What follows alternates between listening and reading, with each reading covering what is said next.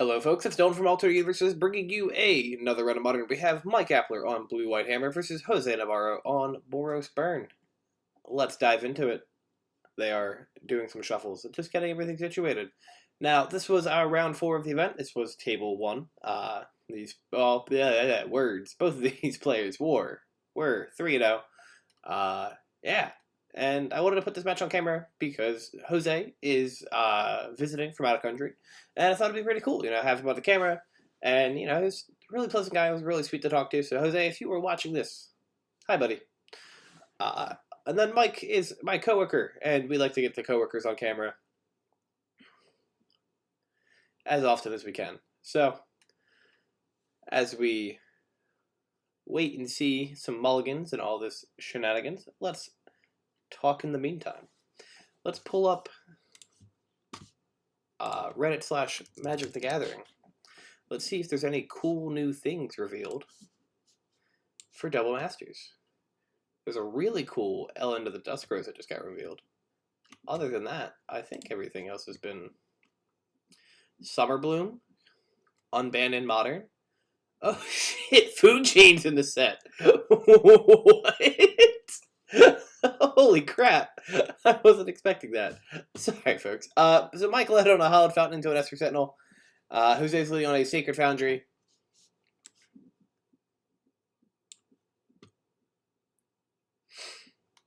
Wow.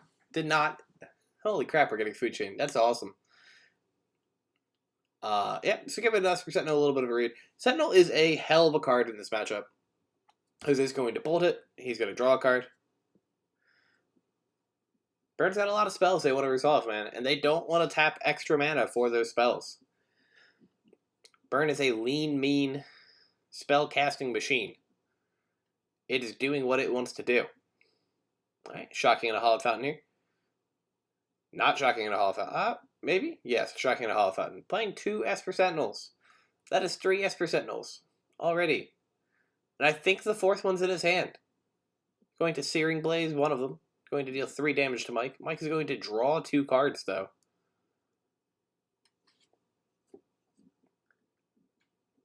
Oh, baby.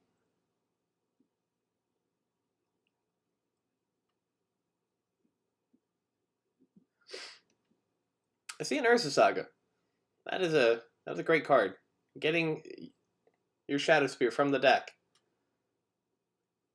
is what you want in game 1. I don't know if Jose plays Smash and Smithereens in the side or in the main board. I imagine it's in the side. Alright, 2 mana Stoneforge Mystic. This also could go get you your copy of that card I just mentioned, Shadow Spear from Theros Beyond Death. Great equipment. 1 mana gives your thing Trample and Lifelink. You would think the Trample part's the coolest part. It's the Lifelink. There's so many games where I've been hit by like a big construct that has a Shadow Spear on it, and it's not the trample that matters. It's the fact that they gain the life, and it's like, okay, cool. You just gain 9. I can't beat that. I can take the 9 sometimes, Alright, Jose's got a Goblin Guide in his hand, a Monastery Swift Spear, 2 Boros Charms, and I cannot tell what the card in the middle is. So we're going to take a guess. We're going to say it's Rift Bolt. Alright, Mike's attacking in for 1 of the Esper Sentinel. He did, in fact, go get a Shadow Spear. I imagine that spear will be going right onto the battlefield.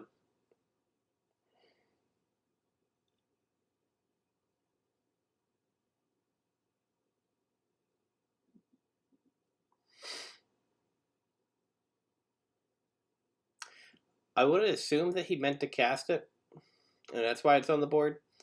Going to Lightning Helix the Stoneforge Mystic, going to draw a card off the Esper Sentinel.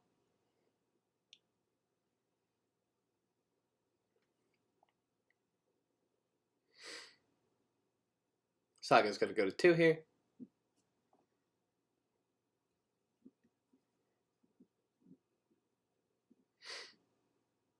Here comes an Ornithopter.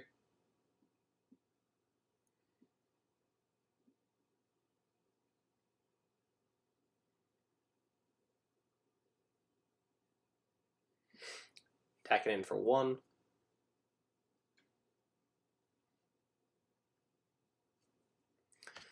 There is a Inspiring Vantage.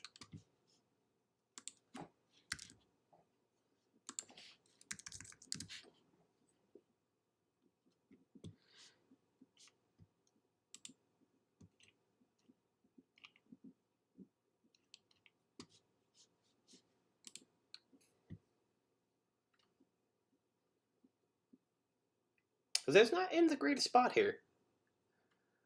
Mike's gonna be able to pump out a construct. There's a monster Swiss Spear coming out. Attacking in for 1. Be surprised if we just... Okay, not blocking with the Ornithopter. Shooting off the Boros Charm. So we're going to do 6 total damage to Mike. Gonna put him to 7.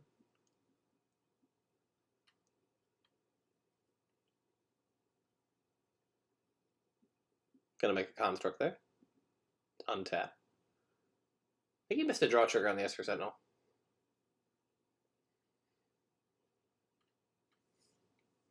So he can pump out a construct here, using the foot, opting the foot to mana. As I say, he could make a construct, go get Springleaf Drum, and then use the Ornithopter and the remaining mana to put the Shadow Spear on the construct that came in during Jose's turn. And then he can just crack in for butt ton of damage, draw some cards. There's a Springleaf Drum. Maybe he has somebody else in his hand he wants to play. Maybe he's got a Pure Steel Paladin and a Colossus Hammer. Doing those hammer things.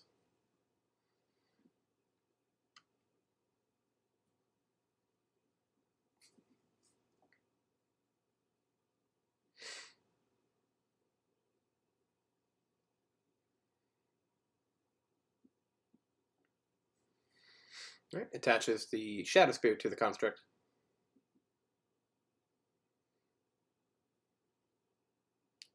Could play out a Stoneforge Mystic here, search his deck. And that's what we're going to see. He could go get, I would say, Reality Chip's probably like the best option here, just because you can make a blocker. So you can play land for turn, use something to animate the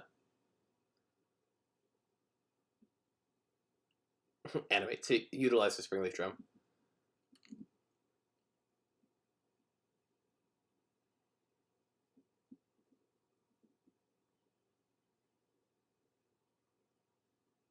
Has an Inkmoth Nexus.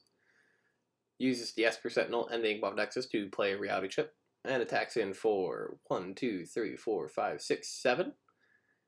And Jose, unable to deal with the life gain here, is just going to scoop it up. So then we will be right back with Game 2, folks, in just a second.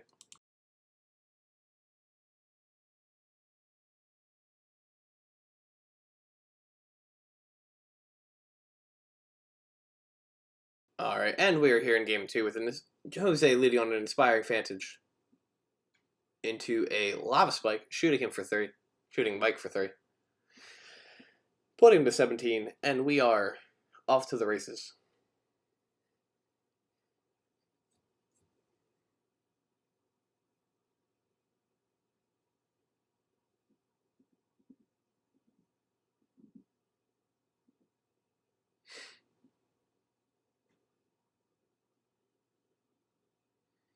Alright, fetch another Marsh Flats.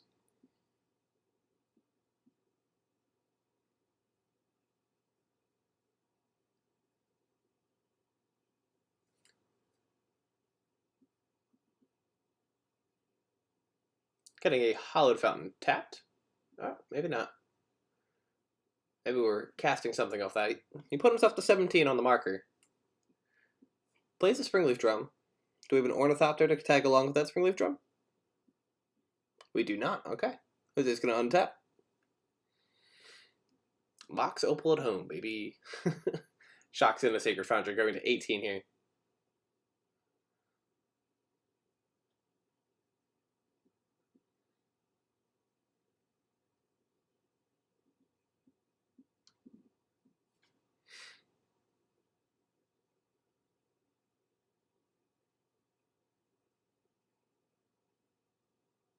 Right, there's an Esper Sentinel.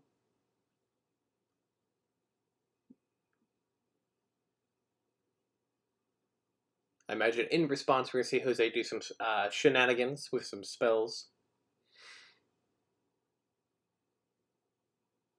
Right, I'm going to smash to smithereens the Springleaf Drum. Going to do 3 damage and blow up the artifact that was targeted.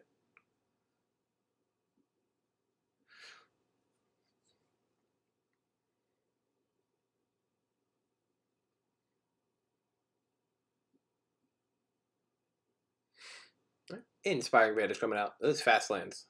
Lovely, lovely cards.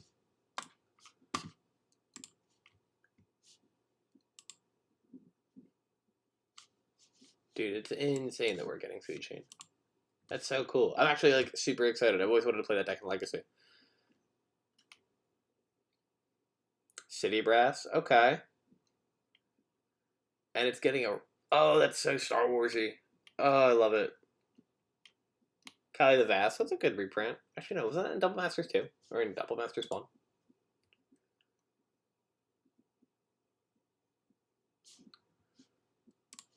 Quite weird. Maybe we will get Force of Will.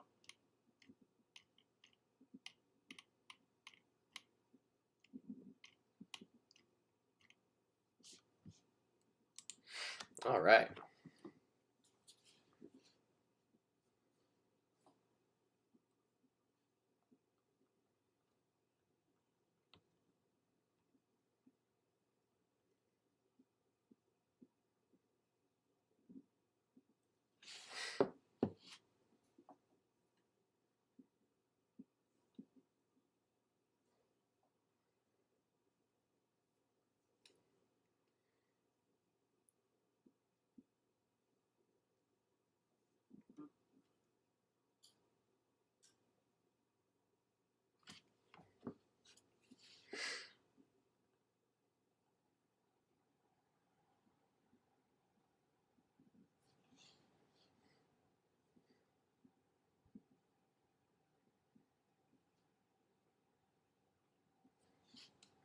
All right, Path to Exile on that Esper Sentinel. Mike's going to be able to go get a basic.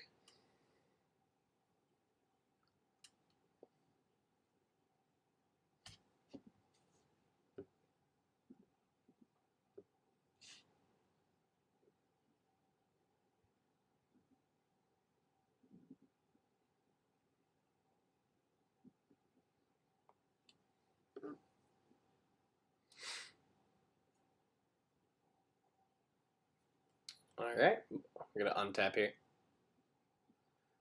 Mike's at 7. Jose is in a pretty decent spot here. He's shocked to 16. That's Sacred Foundry. Mike's going to make a Construct. Jose, I think, has a Deflecting Palm in his hand. I think my man is just sitting and waiting. Waiting for that perfect opportunity to throw some damage right back in Mike's face. I feel like every time we've had Burn on Camera versus Hammer, there's always at least one Deflecting Palm shenanigans. I'd have to go back and watch everything. I know it's happened for sure, but I feel like it happens every time. I don't remember what happens in this match. But, I am intrigued.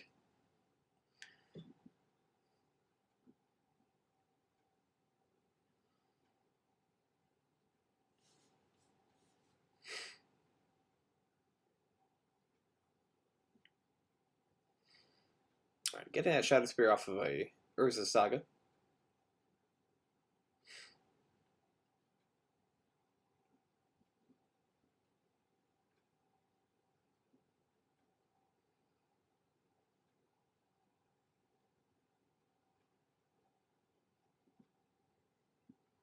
Alright, here comes a Sigardizade. It's going to cast a... I see a Colossus Hammer. Casts the hammer. Puts it on the Construct. Alright, I see that Deflecting Palm. It's there.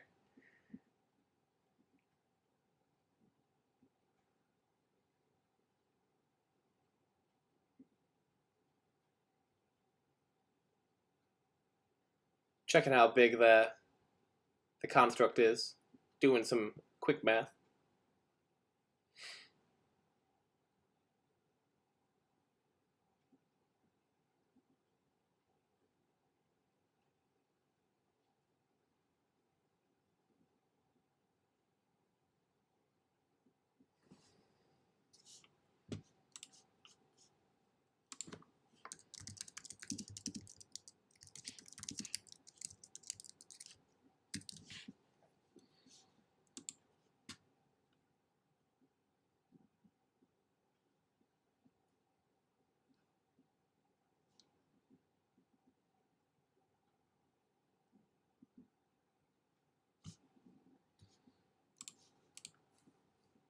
Alright, equipping that Shadow Spear to the construct, attack it in. And Jose's got a deflecting palm it, and that is going to be lethal. We will be. I love the handshake between every game. All right, Jose? Words. Jose will take game 2. We are right into game 3. I can't even say that we'll be back for it. Mike's gonna lead on a Plains into a Cigar to Save. A pretty hammery start, if I do say so myself. Jose's gonna lead on a Sacred Foundry. Maybe a Goblin Guide. Monastery's Whisper, close. Tack it in for 1.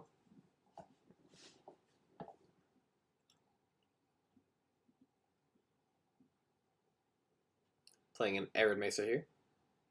Going to fetch. I wonder if he's going to go get a Hallowed Fountain and put it in tapped. Or if he will brave the wilderness and shock it in. Could also just get a Plains.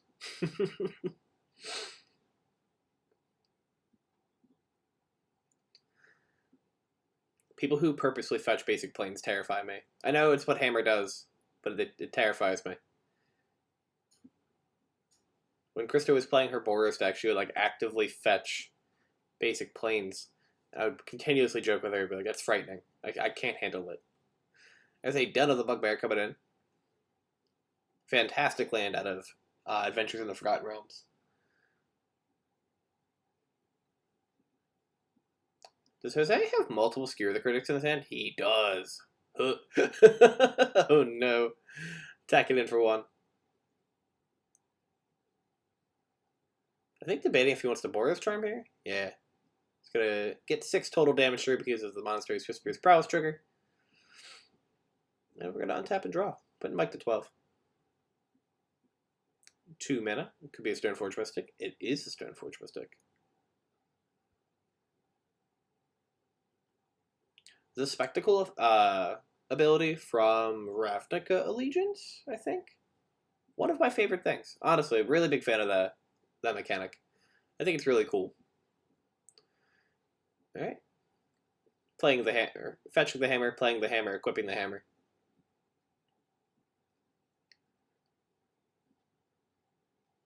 Jose's going to, I think, just pass the turn. No reason to attack into the Stoneforge Mystic. It's a 12-14, something like that. 11-14. Is going to Lava Spike Mike. Passes the turn. Mike is at 9.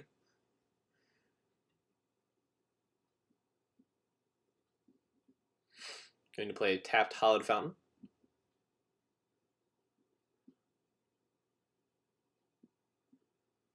I feel like you just post back and chill. Opponent has 3 cards in hand. You could take the bet or make the take the odds. This is how you know I'm tired. Take the odds that if he has a Deflecting Palm in his hand, because it's the only thing you lose to. However, also just like at 9 life untapping against burn or letting burn untap, you could just get slaughtered by random spells. Ooh. It's a tough decision. It's a tough decision. Alright, attacks in here. Jose's going to say no blocks and has a Deflecting Palm. Alright, he's going to take it 2-1 with Burn over Mike Appler on Blue White Hammer. Thank you for watching, folks, and have a great rest of your day. If you can like, comment, subscribe, and all that jazz, that would be greatly appreciated. But honestly, you watching the video, appreciate it enough. Have a great one.